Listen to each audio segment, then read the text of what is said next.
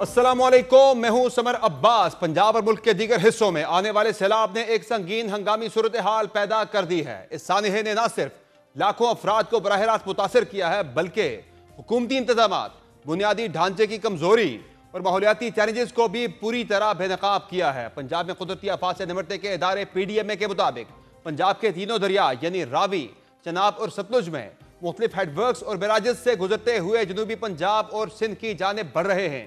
PDMA Punjab ने सतलुज, रावी, चनाब और मुल्हिका नदी नालों में इंतहाई ऊंचे दर्जे के सैलाब का अलर्ट भी जारी किया है। PDMA के मुताबिक गंडा सिंह वाला के मुकाम पर ऊंचे दर्जे के सैलाब की सूरत हाल बरकरार रहेगी। 2 से 3 सितंबर के दौरान दरियाओं के बालाई हिस्सों में शदीद बारिशों का इम्कान है, जबकि अगले 24 घंटों में दरियाए चनाब हेड त्रीमो के मुकाम पर इंतहाई ऊंचे दर्जे का सैलाब होगा। माहिरीन का कहना है कि 1988 के बाद इन तीनों दरियाओं में आने वाली ये सबसे बड़ी तुग़यानी है। हुकाम के मुताबिक 1955 के बाद पहली मरतबा कसूर के मुकाम पर इतनी बड़ी मकदार में पानी दाखिल हुआ है। शहर को बचाना एक बड़ा चैलेंज बन चुका है। सूबाई डिजास्टर मैनेजमेंट अथॉरिटी पंजाब के मुताबिक दरियाए रावी, सतलुज और चनाब में आने वाले ऊंचे दर्जे के सैलाब ने अब तक 2308 से ज्यादा मुताजात को मुतासर किया है। तकरीबन 15,16,000 अफराद मुतासर हुए हैं और 30 कीमती जानें जाया हो चुकी हैं। रिलीफ कमिश्नर पंजाब नवीद जावेद का कहना है कि सैलाब में फंस जाने वाले 4,81,000 लोगों को महफूज मकामात पर मुंतकिल किया गया है। इसके अलावा रेस्क्यू और रिलीफ सरगर्मियों में 4,05,000 जानवरों को महफूज मकामात पर मुंतकिल किया जा चुका है। रेस्क्यू पंजाब के मुताबिक अब तक दरियाए सिंध, चनाब, रावी, सतलुज और झेलम के मुल्हिका इलाकों से 92,884 अफराद को महफूज मकामात पर मुंतकिल किया जा चुका है। गुज़िश्ता रोज पंजाब भर के सैलाब मुतासरा इलाकों से 20,954 अफराद को रेस्क्यू किया गया, जिनमें बहावलपुर से 10,063, पाकपतन से 1,547, कसूर से 1,434, ओखाड़ा से 1,223, ननकाना साहब से 10,172, हाफिजाबाद से 1,035 और दीगर शहरों से मुतअद्दिद अफराद शामिल हैं। असां घर में आसे कि अचानक पानी आंदा पे भी घर छोड़ो, असां कहाँ जाऊँ घर छोड़ के, असां तो किराएदार आसे। आपकी वजह से हमारा सारा सामान बह गया, घर सारा टूट गया, ख़राब हो गया। बच्ची का सामान था दहेज का, वो भी सारा चला गया। हमने घर तो जाना है ना, वापस घर तो माना है ना, हमने तो वहीं पे जाना है, वहीं पे रहना है। कोई सारी ज़िंदगी यहाँ थोड़ा बैठना है, उसको क्या करना है हमने। सैलाब है, सैलाब में आपके सामने है हमारे मकानात जो वगैरह सारे गिर चुके हैं, दीवारें वगैरह गिर चुकी हैं, फैमिली इधर से शिफ्ट हो गई है सारी। किसान का घर दा बर्तन रुड़ गए ने, ਤੁਹਾਡੇ ਸਾਹਮਣੇ ਨੇ 4 ਪਾਈਆਂ ਟੁੱਟ ਗਈਆਂ ਨੇ, ਫਰਨੀਚਰ ਸਾਰਾ ਬੱਚੀ ਦਾ ਜੇਜ਼ ਨਾ ਬਣਾਇਆ ਸੀ, ਪੇਟੀਆਂ ਦੇ ਵਿੱਚ ਪਾਣੀ ਪੈ ਗਿਆ, ਸਾਰਾ ਗਰਕ ਹੋ ਗਿਆ, ਛੱਤ ਤੇ ਸੁੱਟਿਆ ਹੈ। ਮਹਿਸੂਸ ਕੀ ਕਰਨਾ है कुछ।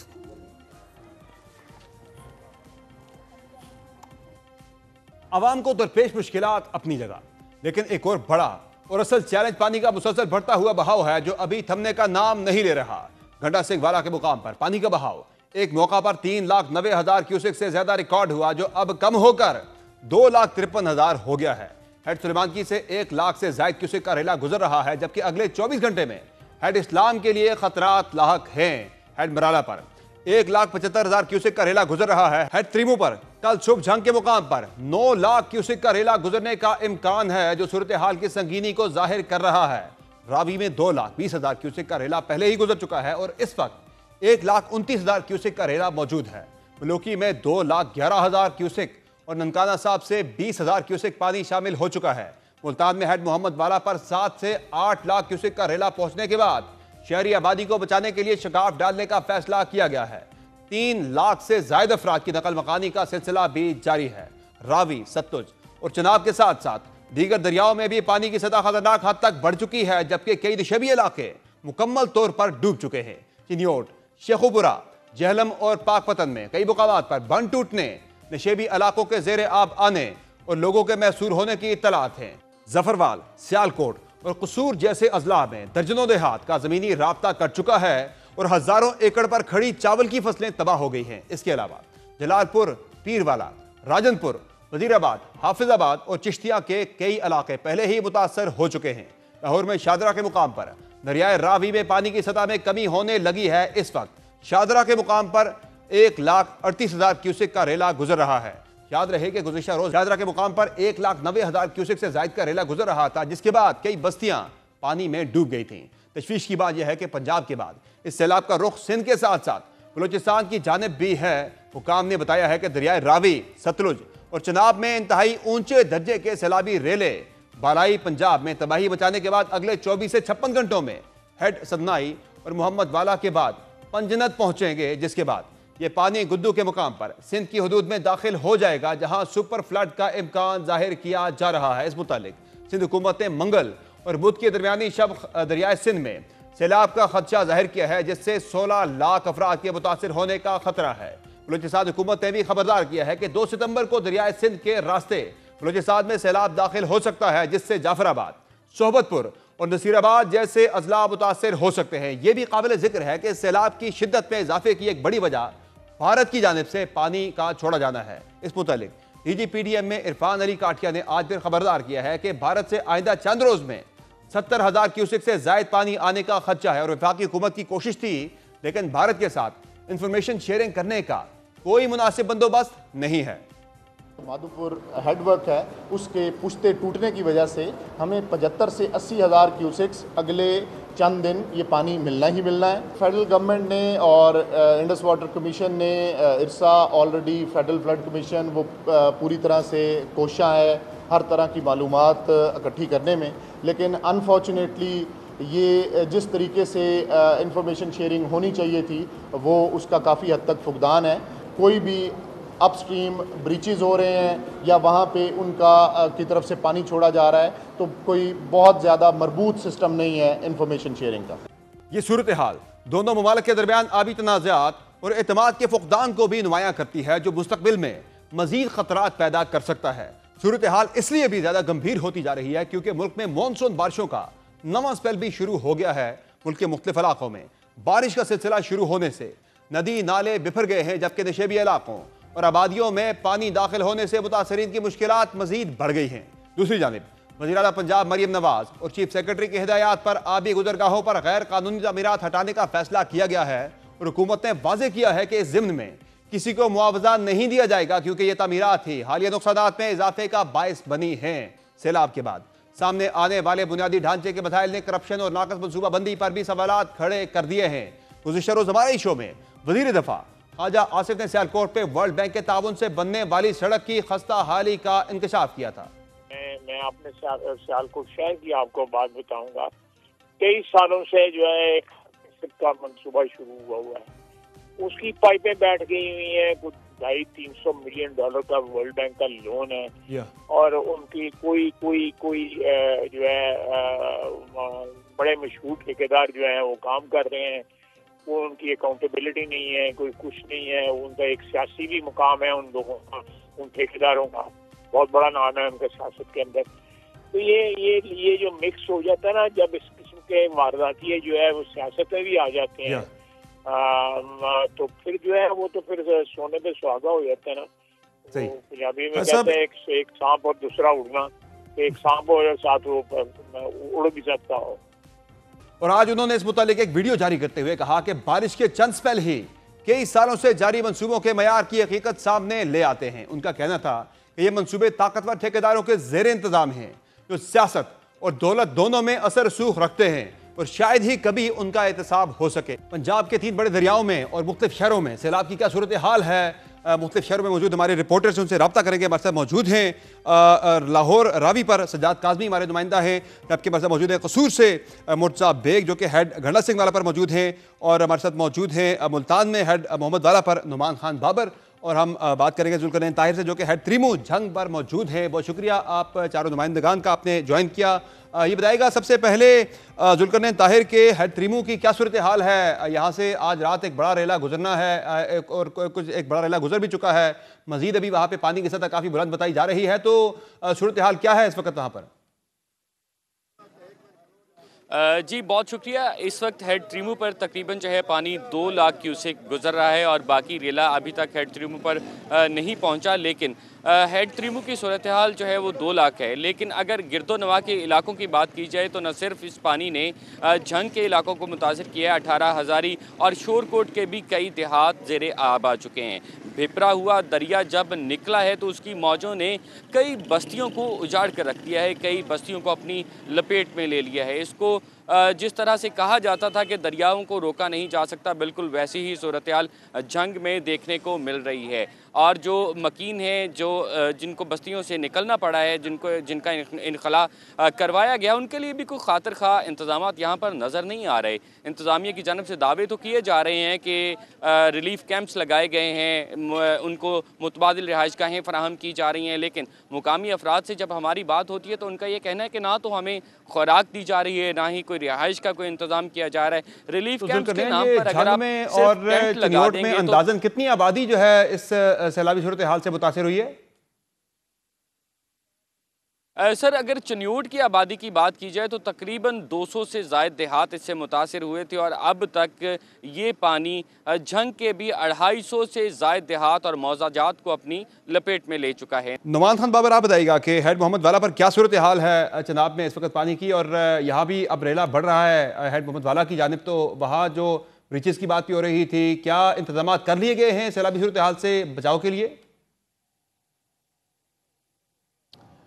जी समर, फ्लड के हवाले से सूरत हाल इंतहाई गंभीर है। मसाइल मुसलसल बढ़ते जा रहे हैं क्योंकि बारिशों का जो सिलसिला है वो शुरू हो चुका है जनूबी पंजाब के मुख्तलिफ इलाक़ों में।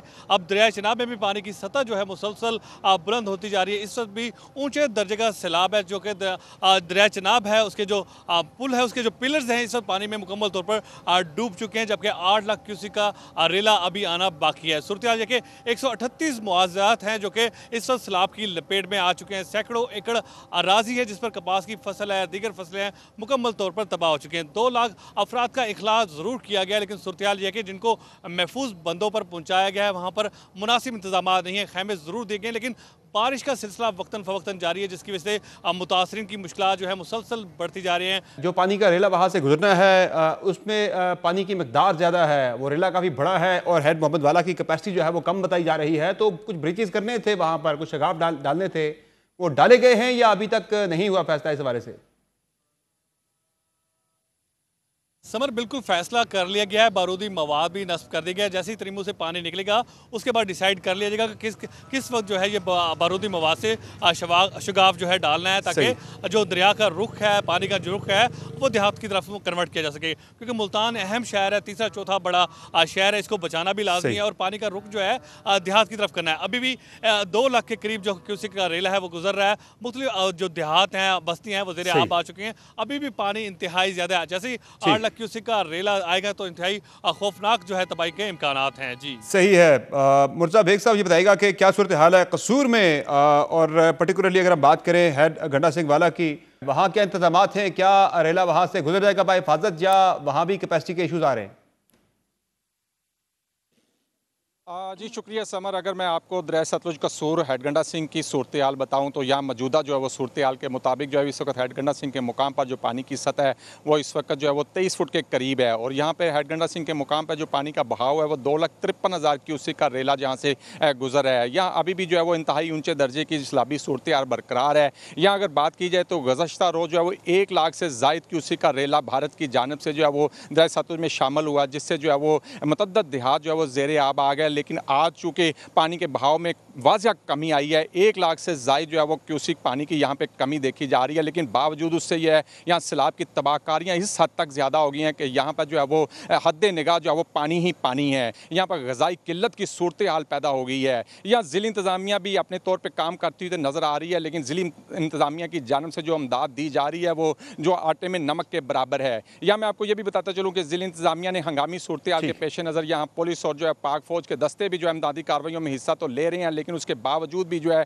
सैलाब की तबाहकारियां इस हद तक ज्यादा है कि यहाँ पे जो है बहुत बड़ा है और मसाइल बहुत बड़े हैं और जो इंतजामिया है वो इन मसाइल को हल मुकम्मल तौर पर नहीं कर पा रही।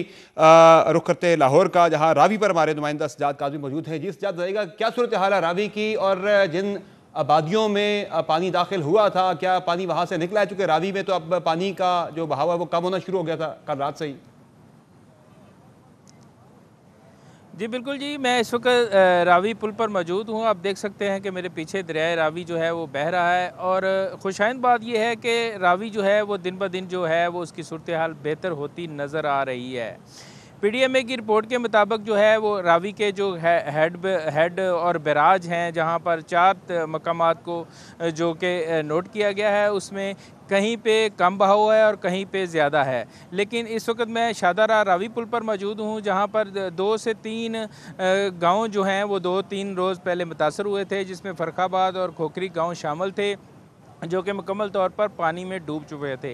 अब पानी का बहाव कम होने की वजह से जो है वो उनके गली मोहल्लों से जो है वो पानी वापस आ रहा है और सूरत हाल जो है वो कम होती जा रही है। बहुत शुक्रिया सजाद काज़मी आपका, मुर्जा बेग आपका, नुमान खान बाबर आपका और जुल्करनैन ताहिर आपका। आपने पंजाब के मुख्तलिफ शहरों से रिपोर्ट किया कि सैलाब की सूरत हाल क्या है। यकीनी तौर पर सैलाब का स्केल बहुत बड़ा है, तबाही का स्केल बहुत बड़ा है और जो इस्तेदाद है ज़िले और अब जो मुतल्लिका सूबाई इंतज़ामिया है उसकी वो कम दिखाई दे रही है। जो सैलाब मुतासरीन हैं उनकी मुश्किलात इस वजह से भी मज़ीद बढ़ गई है कि मज़ीद बारिशें जो है वो कई शहरों में पंजाब के शुरू हो चुकी हैं।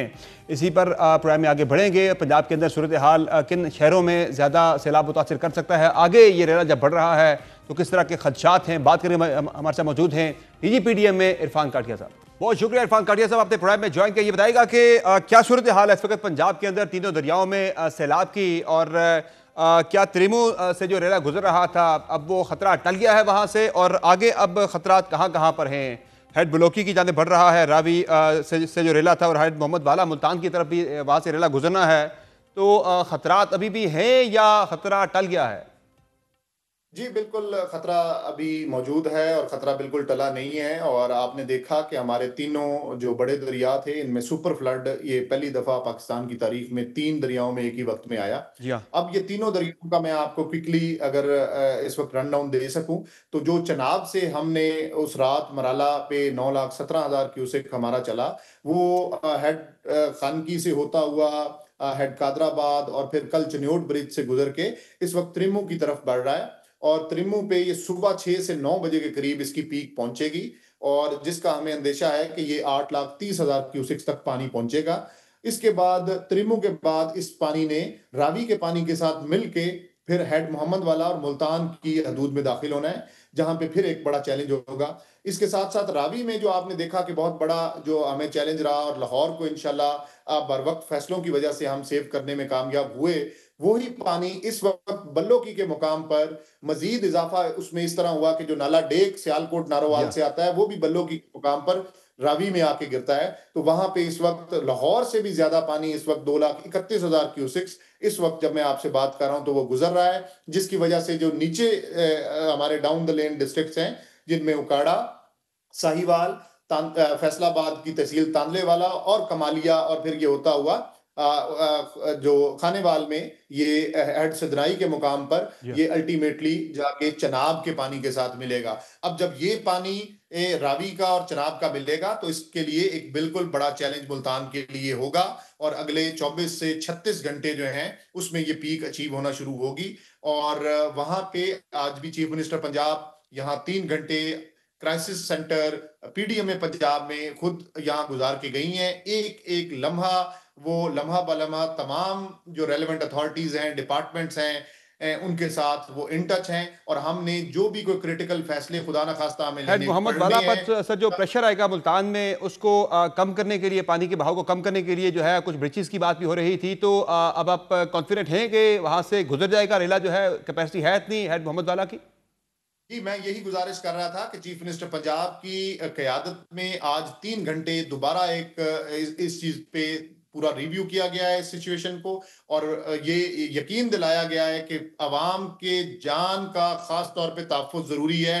जहां से भी हमें जरूरी कोई ब्रीचेस करने पड़ेंगे वो फैसले बर वक्त ले लिए गए हैं, और खुदा न खास्ता अगर क्रिटिकल गेजेस अचीव होती हैं तो खुदा न खास्ता हमें मुल्तान में भी ये ब्रीचेस करने पड़ सकते हैं, जिसको हमने ऑलरेडी तमाम चीजों को एक्टिवेट कर दिया है। और ये शेरशाह पर और हेड मोहम्मद वाला पर जो है ये ब्रिजेस का 2 जगहों पे जो है वो अभी तक तजवीज़ है। अच्छा, बिल्कुल तजवीज़ भी है, और जब ये क्रिटिकल गेजेस होंगी तो इससे पहले कि पानी कोई खुद नुकसान करे और किसी बड़ी आबादी की तरफ जाए, इसको सेफ पैसेज दिया जाएगा और इस पे proper decision making before time हो चुकी हुई है। इसके साथ साथ सतलुज में भी हमारा कल से पानी के बहाव बहुत ज्यादा बढ़े हुए हैं। इस वक्त भी 3,03,000 क्यूसेक पे स्टेडी ट्रेंड है और ये पानी कसूर को तो डिस्टर्ब कर ही रहा है। इसके बाद नीचे ये अब आगे हेड सुलेमान की तरफ और हेड इस्लाम की तरफ जाता हुआ ये भी बिलाखिर 6 तारीख को 6 सितंबर को ये तमाम पानी गुद्दू के मुकाम पर दरियाए सिंध में दरियाए सिंध में और सिंध की हदूद में ये फिर आगे दाखिल हो जाएंगे। और ये बताएं कि हेड पंजनत की तरफ जब ये बढ़ेगा पानी अगले 48 घंटों के बाद, तो क्या वहाँ पे सूरत हाल है? क्या वो सह लेगा इस पानी के एक बड़े बहाव को, बड़े रेले को? जी बिल्कुल, हेड पंजनत पे हम तकरीबन 9.5 लाख क्यूसेक एक्सपेक्ट कर रहे हैं और ये हेड पंजनत की कैपेसिटी इतना पानी लेने की है और हमें उम्मीद है कि इंशाल्लाह ये खैरियत से राजनपुर और फिर आगे रहीम यार खान से होता हुआ सिंध में दाखिल हो जाएगा। जी। तो दूसरा सर, भारत के अंदर जो है वो मजीद बारिशें हुई हैं, वहाँ से मजीद सैराबी रेलों के वाले से जो है वो खतरात जाहिर किए जा रहे हैं, खदशात का इजहार किया जा रहा है। क्या आया है वहाँ से मजीद पानी रेलों की सूरत में या फिर आने वाला है? क्या इतलात हैं? ऊपर जो जम्मू में बारिशें हो रही हैं उस तमाम को हम फॉलो कर रहे हैं। अब जो हमारे साथ पहले हो चुका है, अब खुदा न खास्ता दोबारा उतने बहाव की दोबारा तवक्को नहीं है। जी। और इसके साथ साथ जो पाकिस्तान के अंदर भी मानसून का नवा स्पेल शुरू हो चुका है, वो कितना एग्रीवेट कर सकता है पहले से ही खराब सूरत हाल को? जी बिल्कुल, वो उसमें टेंडेंसी है और आज भी बहुत बड़ी बारिशें हुई हैं पंजाब के मुख्तलिफ अजला में और जिसके पेश नज़र बहाव जो हैं वो नालों में बढ़े और इससे हमारा जो रिलीफ एंड रेस्क्यू एक्टिविटीज़ हैं वो मुतासर हो सकती हैं। जी। और एक और चीज़ सर बड़ी इंपॉर्टेंट है जो कि इस सारी सैलाबी सूरत हाल के अंदर बड़ी खुलकर वाजे हुई है, वो है पानी की जो कुदरती गुजरगाह थी उस पर हमने जो तामीरात की, जो इंक्रोचमेंट्स हुई, जो कंस्ट्रक्शन वहाँ पर की गई, पानी के बहाव का जो एरिया था उसे तंग कर दिया गया, जिसकी वजह से ये सूरत हाल इतनी ज़्यादा बिगड़ी है पाकिस्तान के अंदर। तो इस पर जाहिर है अब आपको शॉर्ट टर्म भी और लॉन्ग टर्म भी इकदाम उठाने होंगे। तो क्या पॉलिसी बन रही है, क्या सोचा जा रहा है इस हवाले से, क्या करेंगे? जी बिल्कुल, इस पे आज चीफ मिनिस्टर पंजाब ने बड़ी क्लियर डायरेक्शंस ये दी हैं और फ्लड प्लेन्स के लिए रेगुलेशंस ला रहे हैं और इन रेगुलेशंस के पेश नज़र फ्लड प्लेन्स को और आबी गुजरगाहों को पूरी तरह से खाली रखा जाएगा। जी सही है, बहुत शुक्रिया इरफान काठिया साहब, आपने प्रोग्राम में ज्वाइन किया था, जिन्हें आपने गुफ्तगू मुलाहिजा की DGPDM में पंजाब इरफान काठिया की, जिनका कहना है कि फ़िलहाल जो है तीनों दरियाओं में जो है बहुत ही ऊंचे दर्जे का सैलाब है, सुपर फ्लड है पंजाब के अंदर इस वक्त तीनों दरियाओं में। और जो इंतजामात हैं उसमें कोशिश यही है कि आबादी को नुकसान से हर सूरत में बचाया जा सके। प्रोग्राम में मुख्तर ब्रेक लेंगे, ब्रेक से वापस आएंगे। एक और अहम इशू है पाकिस्तान के अंदर, इस पर हम एक डिबेट करवाएंगे। ब्रेक के बाद हमारे साथ रहेगा।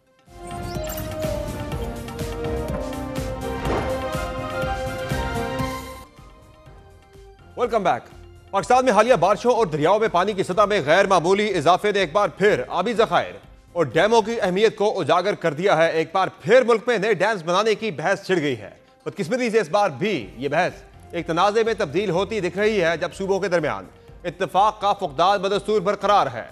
हाल ही में कौमी असम्बली में वफाकी वज़ीर आबी वसाइल मोइन भट्टू की जानिब से पेश करदा रिपोर्ट के मुताबिक मुल्क भर में इस वक्त 18 बड़े डैम्स ज़ेर तामीर हैं, जिन पर कुल 1036 अरब रुपए के अखराजात आएंगे। इनकी तामीर मुकम्मल होने के बाद ये डैम्स 82,31,984 एकड़ फुट पानी जखीरा करने की सलाहियत फराहम करेंगे और 34,64,047 एकड़ जमीन काबिल काश्त बन जाएगी।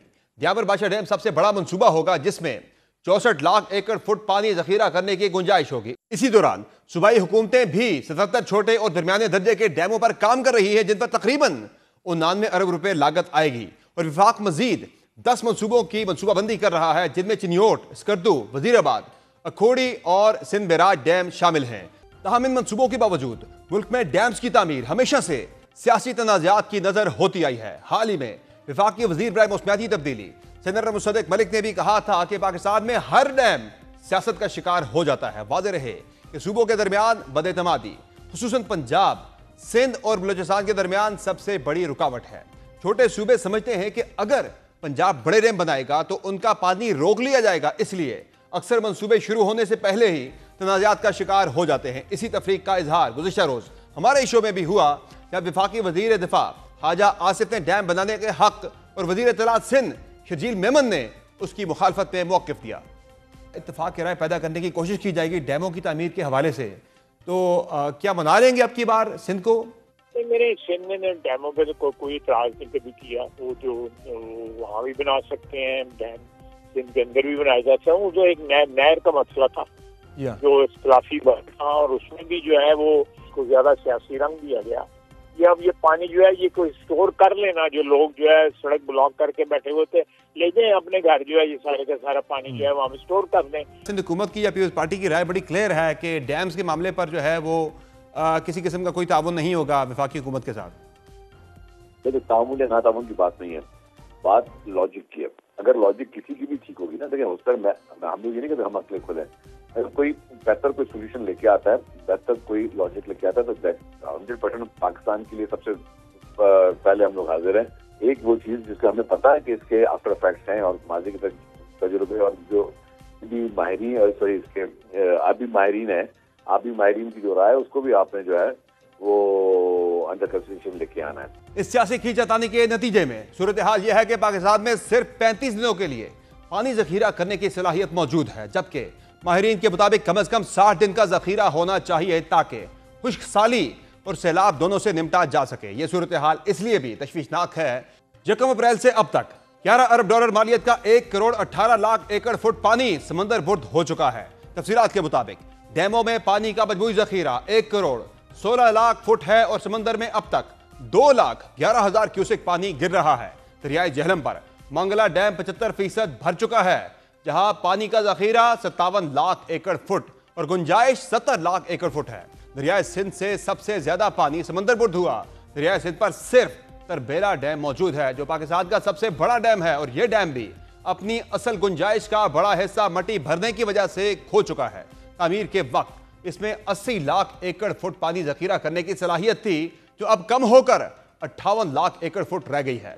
दरियाई चनाब पर कोई बड़ा डैम मौजूद न होने के बायस हालिया सैलाबों में 9 लाख क्यूसेक पानी बराह रास्त समंदर में जा रहा है। अगर इस पानी का कुछ हिस्सा भी जखीरा कर लिया जाता तो न सिर्फ फसलों को साल भर पानी मिलता, बल्कि बिजली पैदा करने में भी मदद मिलती और कीमती जमीनें सैलाब की तबाही से बच सकती थीं। दिलचस्प बात यह है कि जहां पाकिस्तान में डैमों के खिलाफ सियासी मुखालफत पाई जाती है, वहीं दुनिया के दीगर मुमालिक इस मैदान में बहुत आगे निकल चुके हैं।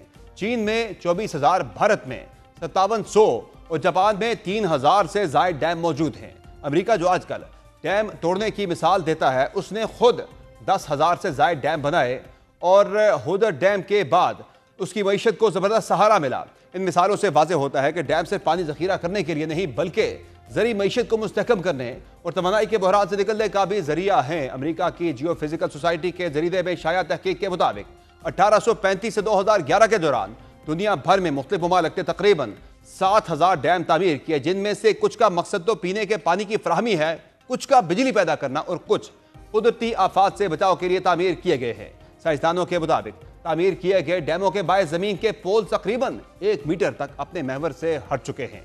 मुहक्किकीन का कहना है कि डैमों ने समंदर की सतह में इजाफे की रफ्तार को भी किसी हद तक कम किया है, जो माहौलियाती तब्दीली के तनाजुर में एक मस्बत पहलू है। कुछ साल पहले यूनिवर्सिटी ऑफ टोक्यो के माहिरीन ने एक तहकीक में बताया था कि डैम न सिर्फ सैलाबी रेलों को रोकने में मदद देते हैं, बल्कि मौसमियाती तब्दीली के असरात को कम करने में भी कलीदी किरदार अदा करते हैं। पाकिस्तान में माहिरीन हर बार ये तजवीज़ दे चुके हैं कि आइंदा 10 वर्षों में कम से कम 50 से 60 छोटे और दरमियाने दर्जे के डैम तामीर किए जाएं, ताकि मुल्क को बार बार आने वाले सैलाबों और खुश्क साली दोनों से बचाया जा सके। लेकिन क्या ये सब इतना ही आसान है? इस मुतालिक मजीद बात करेंगे। मैं ज्वाइन किया है वज़ीर आज़म के कोऑर्डिनेटर राना एहसान अफजल ने, और जबकि हमारे साथ मौजूद हैं माहिर आबी अमूर, डॉक्टर हसन अब्बास। बहुत शुक्रिया आप दोनों मेहमानों का अपने प्रोग्राम में ज्वाइन किया।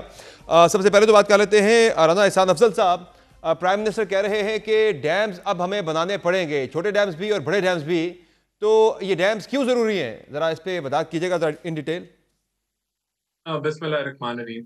देखिए, डैम्स तो बिल्कुल बनने चाहिए ताकि आप वाटर रिजर्वॉयर और वाटर स्टोरेज की आपकी कैपेसिटी मुल्क की बंद हो। पानी एक असासा है और उसको स्टोर अगर आप कर सकें तो उसका बिल्कुल फायदा है। लेकिन अगर जो ये अभी आपने जो रावी में या सुतलेज में या चिनाब में देखा है, यहाँ तो ऑब्वियसली इन एरियाज में तो डैम्स बनाने की जगह भी नहीं है। और ये जो फैक्टर है ये तो इट इज मेनली क्योंकि आपने रिवर बेड या रिवर के इर्द गिर्द जो है कंस्ट्रक्शंस की हुई है, वहां लोग रह रहे हैं, आबादियां हैं, बांध के अंदर आबादियां हैं, ये तो उसकी वजह से लिंक्ड है। यहाँ तो ये इन एरियाज में तो प्रॉबेबली कोई शायद अगर डैम बने भी तो एक आधा बन जाए, लेकिन वो इस चीज को नहीं केटर करेगा। लेकिन ओवरऑल आप अगर देखें तो मुल्क में बिल्कुल डैम्स बनाने की जरूरत है। हमारे पास वाटर स्टोरेज को जितना हम बढ़ा लें उतना बेहतर है, और फिर आप पानी को डाइवर्ट कर सकते हैं उन डैम्स की तरफ। आप पानी को चैनल्स बना सकते हैं, जहां अगर इजाफी पानी हो तो आप उनको डाइवर्ट कर दें टू फिल देम अप। लेकिन उसके अलावा भी बहुत काम होने वाले हैं। आपको शहरों के अंदर एक्वाफायर्स बनाने की जरूरत है, पॉन्ड्स बनाने की जरूरत है, लेक्स बनाने की जरूरत है। तो ये ऐसा नहीं है कि dams is the only solution, there are many solutions, but mainly ये जो अभी हमने रावी के इर्द गिर्द देखा है, सुतलेज और चिनाब के इर्द गिर्द देखा है, इसका the cause is illegal activity, legal construction और within the area of the river bed, जिसको जब तक हम केटर नहीं करेंगे, जब फ्लड्स आएंगे तो हम इसका रिपीट देखेंगे। सही है।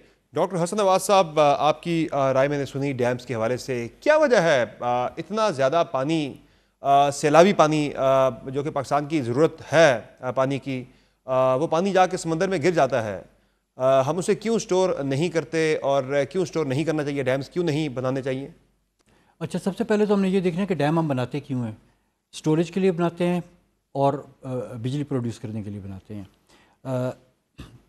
तीसरा कहा जा रहा है कि फ्लड भी इससे कंट्रोल होता है। फ्लड कंट्रोल नहीं होता, ये डैम्स को आप आउट कर दें इस चीज़ से। अभी रावी, ब्यास और सतलज में फ्लड आ रहा है, तीनों दरियाओं पे डैम बने हुए हैं और फ्लड फिर भी आ रहा है। 1992 में झेलम में फ्लड आया था, हमारा डैम बना हुआ था, फिर भी सैलाब आ गया।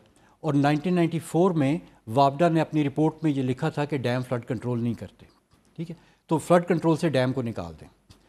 फिर आ जाती है, दो चीज़ें रह जाती हैं, स्टोरेज और पावर जनरेशन।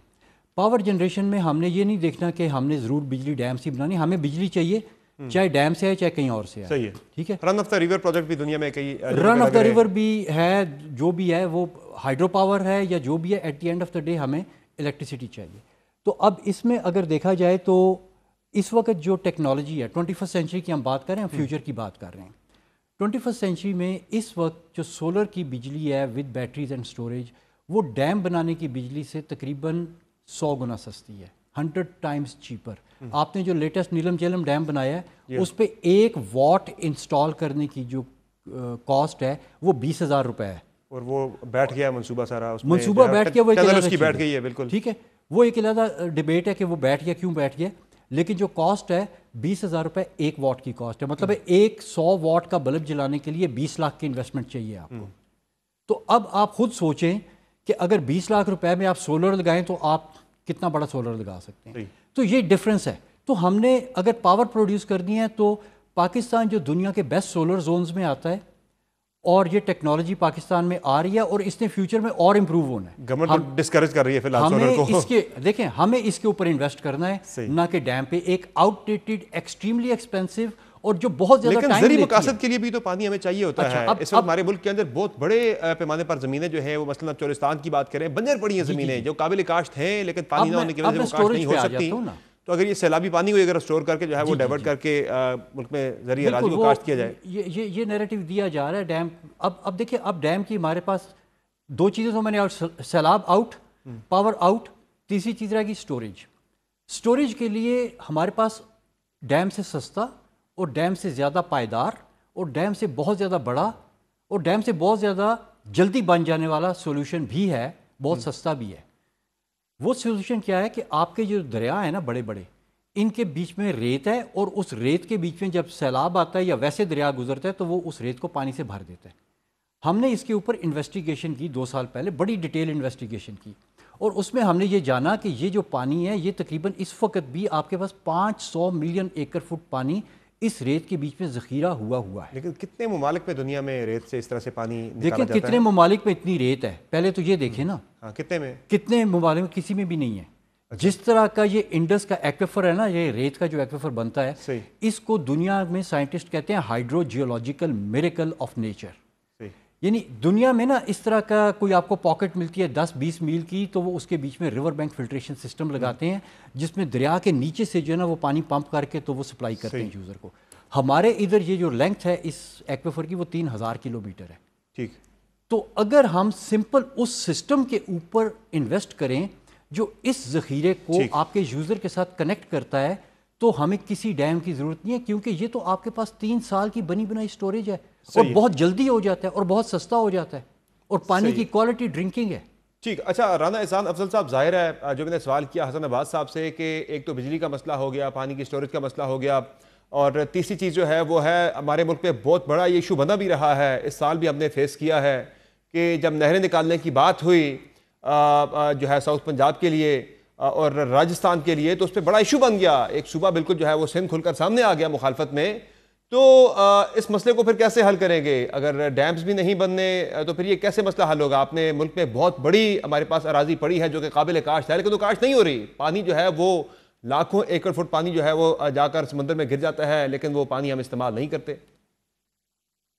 देखिए, ये जो डैम्स बनाने की बात हुई है, ये बिल्कुल ये फ्लड्स रोकने की बुनियाद पे ये शायद बात नहीं हुई। ये जो पानी, अब इतना पानी जो पाकिस्तान ने रिसीव किया है, अब ये पानी जो है समुंदर में चला जाएगा। और तो हमें देखें, जो आपका जो सवाल है उसका जवाब यही है कि हमें जो टेक्निकल लोग हैं, जैसे अभी आपके जो गेस्ट हैं और जो इसके जो एक्सपर्ट्स हैं, उनको हमें बिठाने की जरूरत है और पॉलिटिकल कंसेंसस डेवलप करने की जरूरत है। और जो भी डिबेट हो वो डेटा बेस्ड डिबेट हो, बजाय कि वो पॉलिटिकल रेटरिक हो। बदकिस्मती से पॉलिटिकल रेटरिक जो है वो एनालिसिस को, लॉजिक को, डेटा को हाईजैक कर लेती है। तो ये एक चैलेंज है हुकूमत के लिए और ये हमें इस चैलेंज के ऊपर उतरना है। लेकिन प्राइम मिनिस्टर ने तो कल फौरन ही कह दिया था, इस क्राइसिस के मिड में ही प्राइम मिनिस्टर ने कह दिया था कि हमें अब हमें डैम्स बनाने हैं, इसके लिए हमें इत्तेफाक की राय पैदा करना होगा। जो ही ये हंगामी सूरत हाल जो है ये ज़रा सी जो है वो थमती है या कम होती है। इससे पहले भी हमारी जब मुलाकात हुई थी प्राइम मिनिस्टर से अभी रिसेंटली, तो उन्होंने पाक इंडिया कॉन्फ्लिक्ट के तनाजुर में भी प्राइम मिनिस्टर ने कहा था कि अब वो भी, इंडिया भी पानी रोकने की बात कर रहा है, तो हमें हर सूरत में हमारा सर्वाइवल इसी में है कि हमें डैम्स पर कौमी इत्तेफाक की राय पैदा करना होगा हर सूरत में।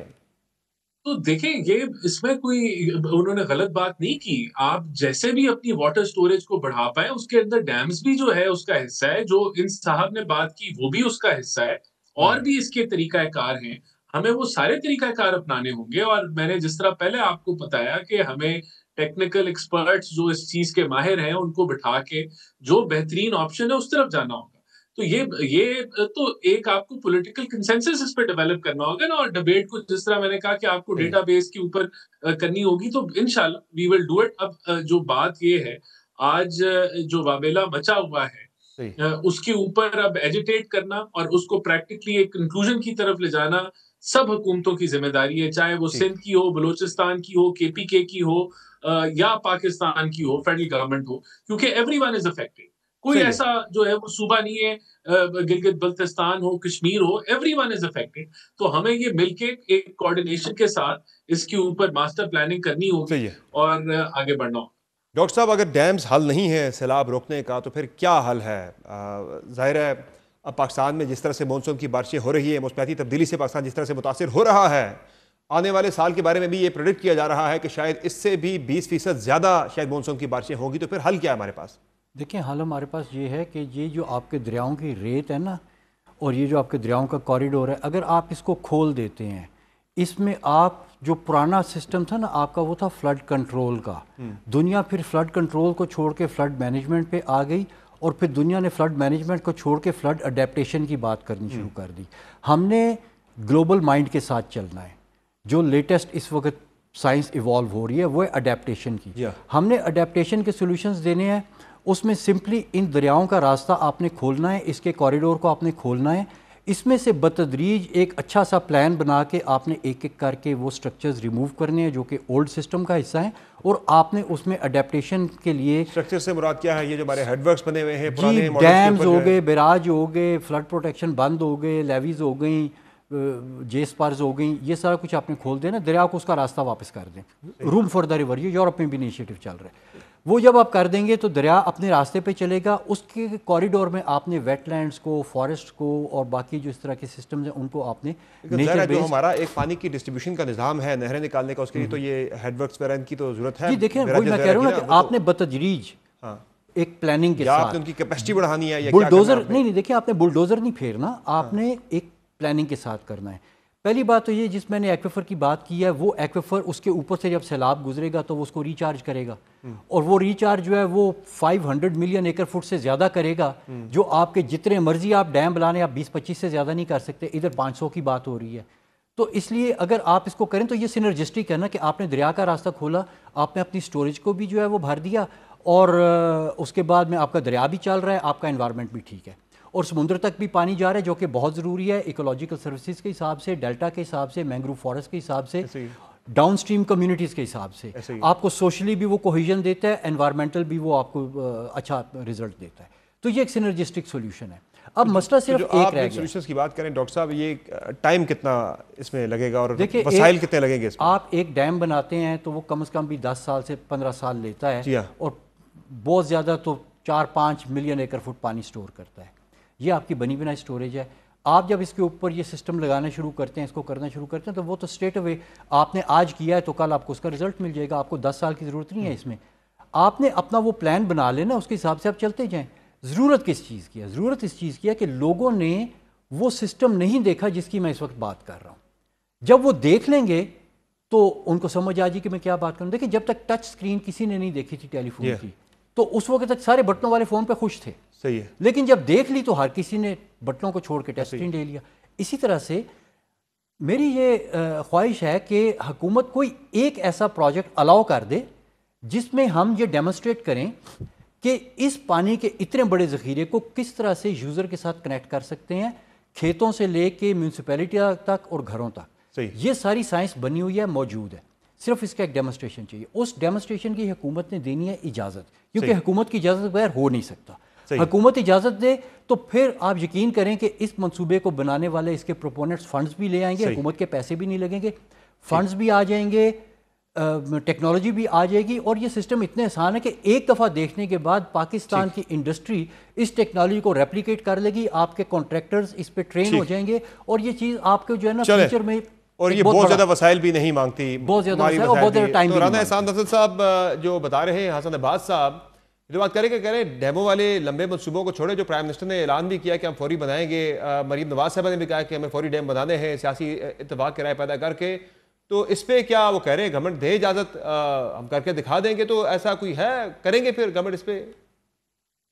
देखिए, मैं जरूर इनको I would like to connect him with Musaddiq Malik sahab जो क्लाइमेट चेंज के मिनिस्टर हैं, and he can bring his proposal, और ये सूबाई हुकूमतों से भी प्रपोजल शेयर करते हैं। I would recommend that he writes to the chief minister, the prime minister, और जो मिनिस्टर्स हैं रेलेवेंट उनको, मेरे साथ आप इनका कॉन्टैक्ट नंबर शेयर कर लें तो I would connect him with the climatic change minister. जरूर देखिए, we should look at all options, ये आइदर या और की बात नहीं है, you have to go with all options. लेकिन एक और काम जो आपका करने का है राना एहसान अफजल साहब, वो ये है कि जो इंक्रोचमेंट्स हैं पानी की गुजरगाह के ऊपर, वो आपने खत्म करनी है। अब पंजाब के अंदर भी हम देख रहे हैं जो तबाही हुई, केपी के अंदर भी इवन जो तबाही हुई वो इस वजह से हुई कि पानी की जो गुजरगाह थी उस पर लोगों ने तामीरात कर दी, पानी की जो बहाव का जो रास्ता था वो तंग कर दिया गया, तो पानी बिफर कर बाहर आ गया, आबादियों में आ गया। देखिए, आप दुरुस्त फरमा रहे हैं कि पहले तो एक रिवर है, रिवर का बेड है, वो होगा 50 मीटर होगा या 100 मीटर होगा, उसके इर्द गिर्द के वहां कंस्ट्रक्शन नहीं हो सकती। फिर बंद होते हैं, वहां बंद के अंदर तक बंद, और जो डिस्टेंस होता है रिवर तक का, दरिया तक का, वो वहां भी आपको कंस्ट्रक्शन की इजाजत नहीं होती, आप वहां काश्त कर सकते हैं। लेकिन बंद के और रिवर के दरमियान में तो गांव बसते हैं, हाउसिंग सोसाइटीज आ गई हैं, और मसाइल तो डेफिनेटली ये जिम्मेदारी सूबों की है, क्योंकि सूबे ही हाउसिंग सोसाइटीज और इलीगल कंस्ट्रक्शन को या इजाजत दे सकते हैं या खत्म कर सकते हैं। तो बिल्कुल ये चारों सूबों की जो हुकूमतें, उनकी जिम्मेदारी है, और वफाक जो है वो जरूर कोऑर्डिनेट करेगा, हर लिहाज से फैसिलिटेट करेगा। लेकिन इट इज अश्योर्ड कि अगर आप उन इलीगल जो सोसाइटीज बनी हुई है या वहां अगर गांव बसते हैं, अगर आप उनको नहीं रिमूव करेंगे तो इट विल रिपीट अगेन, वो दोबारा ये सब कुछ। बहुत शुक्रिया राना एहसान अफजल साहब आपका, और डॉक्टर हसन अब्बास साहब आपका अपने प्रोग्राम में ज्वाइन किया। यकीनी तौर पर आज जिस अज़्म का इजहार किया जा रहा है कि तजावज़ात को हटाना है, पानी की जो गुजरगाहें हैं उन्हें आज़ाद करना है, लेकिन इस वक्त चूँकि सैलाबी सूरत हाल है, अटेंशन है, फोकस है तमाम हुक्काम का, कल को जब ये सूरत हाल नॉर्मल हो जाएगी, क्या ये फोकस बरकरार रहेगा और फिर अगले साल फिर दोबारा मॉनसून पे हम ये बात कर रहे होंगे या हुकूमतें भूल चुकी होंगी? तो ये एक बड़ा अहम मामला है कि हुकूमतों को तसलसल के साथ अपनी पॉलिसी के ऊपर अमल दरामद करना होगा जो आज अडॉप्ट की जा रही है सैलाबी सूरत हाल के दौरान, ताकि अगले साल या उससे अगले साल सैलाबी सूरत हाल से वो नुकसान ना हो जो इस साल पाकिस्तान को, पाकिस्तानी अवाम को फेस करने पड़ रहे हैं। प्राइम में पुख्ता ब्रेक लेंगे, ब्रेक से वापस आएंगे, एक और इंतहाई अहम खबर के बारे से बात करेंगे। हमारे साथ रहेगा।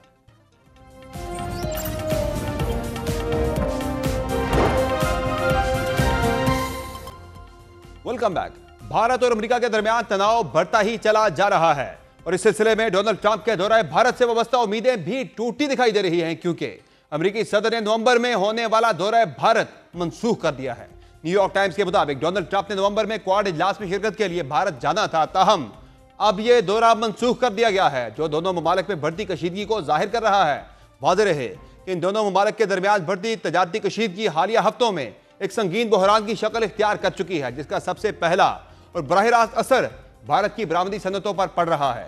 27 अगस्त से अमेरिकी हुकूमत ने भारतीय मसनूआत पर 50% तक टैरिफ आयद कर दिया था, जिसने भारतीय टेक्सटाइल इंडस्ट्री समेत दीगर बरामदी शोबों को हिलाकर रख दिया है। मारूफ न्यूज पोर्टल दीवार की रिपोर्ट के मुताबिक federation of Indian export organisations ने खबरदार किया है कि भारी महसूलात के नफाज ने भारतीय बरामदात को शदीद खतरे में डाल दिया है और कई सनती मराकज जैसे त्रिपुरा, नोएडा और सूरत में फैक्ट्रियां पहले ही पैदावार रोक चुकी हैं, क्योंकि वो आलमी मंडी में मुसाबकती कीमतें बरकरार रखने से कासर हैं। अमेरिकी मार्केट, जो भारत की सबसे बड़ी बरामदी मंजिल है, अब भारतीय मसनूआत के लिए गैर यकीनी का शिकार हो चुकी है। टैरिफ की वजह से भारतीय मसनूआत की कीमतें 30 से 35% तक बढ़ गई हैं, जिसने उन्हें चीन, वियतनाम, कंबोडिया, पाकिस्तान और बांग्लादेश जैसे कम लागत वाले ममालिक के मुकाबले में गैर मुसाबकती बना दिया है। खासतौर पर टेक्सटाइल, जेवरात, झींगा मछली, कालीन और फर्नीचर जैसी सनतें जो पहले ही कम मुनाफा और ज्यादा मेहनत पर मबनी थी, अब अमेरिकी मंडी में अपनी जगह बरकरार रखने में नाकाम होती दिखाई दे रही हैं। अमेरिका के इस इकदाम के फौरी बाद भारतीय करेंसी पर भी दबाव बढ़ गया है। भारतीय रुपया पहली बार 88 रुपये फी डॉलर की हद से नीचे गिर गया, जो पिछले 3 माह में सबसे बड़ी गिरावट थी। माहिरीन के मुताबिक बढ़ते टैरिफ न सिर्फ बरामदात बल्कि भारत के मालियाती बहाव और तजारती खसारे को भी मुतासर कर रहे हैं। गैर मुल्की सरमायाकार पहले ही भारतीय हिस्सेस और बॉन्ड से अरबों डॉलर निकाल चुके हैं और महज 2 दिन में 1 अरब डॉलर से जायद सरमायाकारी वापस ले ली गई है। तज्जियाकारों के मुताबिक साल 2025-26 में अमेरिका को भारतीय बरामदात 40 से 45% तक गिर सकती हैं, जिसका मतलब है कि तकरीबन 2/3 बरामदी अशिया बराह रास्त मुतासर होंगी और कुछ जुमरों में टैरिफ की शरह 60% से भी ज्यादा हो सकती है। ग्लोबल ट्रेड रिसर्च इनिशिएटिव के तखमीने के मुताबिक भारतीय बरामदात जो 2024-25 में तकरीबन 87 अरब डॉलर थी, इस साल घटकर महज 49.6 अरब डॉलर तक पहुंच सकती हैं। इससे भारत की रोजगार की सूरत हाल पर शदीद दबाव बढ़ेगा, क्योंकि टेक्सटाइल और दीगर बरामदी सनतों में लाखों कम हुनरमंद मजदूर काम करते हैं, जो पहले ही बेरोजगारी और बरतरफियों के खदशात का सामना कर रहे हैं। BBC की एक रिपोर्ट के मुताबिक भारत की टेक्सटाइल इंडस्ट्री का मरकज कहलाने वाला त्रिपुरा इन दिनों गैर मामूली बेचैनी का शिकार है। फैक्ट्रियों में मशीनें बंद पड़ी हैं, ऑर्डर्स मुअत्तल हैं और मजदूरों का रोजगार खतरे में है। अमेरिका में फरोख्त होने वाली भारतीय शर्ट्स जो पहले $10 में दस्तयाब थी, अब 50% टैरिफ के बाद $16.4 में फरोख्त हो रही हैं, जिससे वो चीन, वियतनाम और बांग्लादेश के मुकाबले में कहीं ज्यादा महंगी हो गई हैं। यह सूरत हाल ऐसे वक्त में पैदा हुई है जब बरामद कुनंदगान को क्रिसमस सीजन के लिए ऑर्डर मिलते थे, मगर अब वो भी मनसूख हो रहे हैं अमेरिका और भारत के दरमियान। तजारती ताल्लुकात में तलखी अब इस नहज पर आ चुकी है कि अमेरिका की जानिब से रूस यूक्रेन जंग में भी भारतीय हाथ को मरूद इल्जाम ठहराया जा रहा है। अमेरिकी सदर के तजारती मुशीर पीटर नावारो ने हालिया इंटरव्यू में रूस यूक्रेन जंग को मोदी की जंग करार दे दिया है, जिनके बकौल भारत की जानिब से रूसी तेल और असलहा की फरोख्त मास्को यूक्रेन जंग के लिए माली फंड फराहम कर रही है। भारत में इस उम्मीद का इजहार किया जा रहा था कि डोनाल्ड ट्रंप के दौरे भारत में बर्फ पिघल सकती है, कशीदगी कम हो सकती है, लेकिन अब डोनाल्ड ट्रंप के दौरे भारत की मनसूखी से भारत के अंदर जो उम्मीदें थीं वो भी दम तोड़ना शुरू हो गई हैं। आज के शो में इतना इजाजत दीजिए। अल्लाह हाफिज।